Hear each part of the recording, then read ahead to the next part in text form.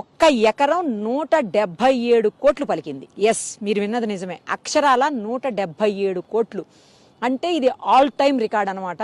ఇంతవరకు ఇండియాలో ఎకరం ఇంత కాస్ట్ పోయింది ఎక్కడా కూడా లేదు. ఇంతకుముందు కోల్కతాలో ఉండేది. ఆ తర్వాత ఆ కోల్కతా రికార్డ్ ని లాస్ట్ ఇయర్ నియోపోలిస్ దగ్గర మనమే కోకాపేట ఏరియాలో హైదరాబాదే బ్రేక్ చేసింది. ఇప్పుడు మన రికార్డుని మళ్ళీ మనమే బ్రేక్ చేసుకున్నాం అనమాట. ఎకరం 177 కోట్లు. ఈ ఏరియాలో ఉన్నటువంటి సుమారుగా 7.67 ఎకరాల్లో ఉన్నటువంటి భూమిని వేలం వేస్తే దాదాపు 1357 కోట్లు 56 కోట్లు వచ్చాయి గవర్నమెంట్ కి. అలాగే పక్కనే ఇంకొక 11 ఎకరాల బిట్టు కూడా ఉంది, అది వచ్చేసి 140 కోట్లు ఎకరం పోయింది.